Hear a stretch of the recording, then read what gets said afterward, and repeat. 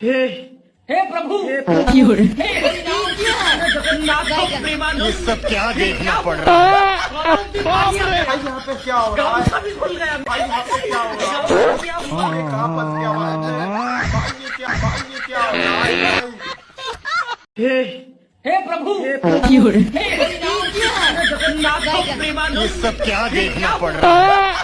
भाई यहाँ पे क्या हो रहा है? भी खुल गया। भाई यहाँ पे क्या हो रहा है? भाई कहाँ फंस गया भाई? भाई ये क्या हो रहा है?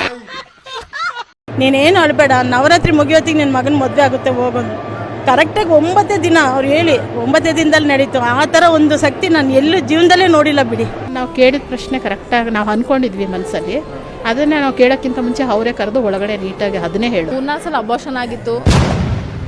ಇವ್ರು ಹೇಳ್ದಂಗೆ ತುಂಬಾ ಬದಲಾವಣೆಗಳು ನಮ್ಮ ಜೀವನದಲ್ಲಿ ಆಗಿದೆ. ಪ್ರೀತಿಯಲ್ಲಿ ನಂಬಿ ಮೋಸ, ಇಷ್ಟಪಟ್ಟವರು ನಿಮ್ಮಂತೆಯಾಗಲು, ಸಂತಾನ ಸಮಸ್ಯೆ, ಮದುವೆ ವಿಳಂಬ, ಅತ್ತೆ ಸೊಸೆ ಕಲಹ, ಶತ್ರುನಾಶ, ಮಾಟ ಮಂತ್ರ, ವಾಮಾಚಾರ, ದಿಗ್ಬಂಧನ, ಇನ್ನು ಅನೇಕ ಸಮಸ್ಯೆಗಳಿಗೆ ಕಾಡು ದೇವಿಯ ವಿಶೇಷ ಪೂಜಾ ಶಕ್ತಿಯಿಂದ ಹಾಗೂ ನೊಂದು ಬಂದ ಭಕ್ತಾದಿಗಳಿಗೆ ಕಡಿಮೆ ಖರ್ಚಿನಲ್ಲಿ ಅತಿ ಶೀಘ್ರ ಪರಿಹಾರ ಮಾಡಿಕೊಡ್ತಾರೆ.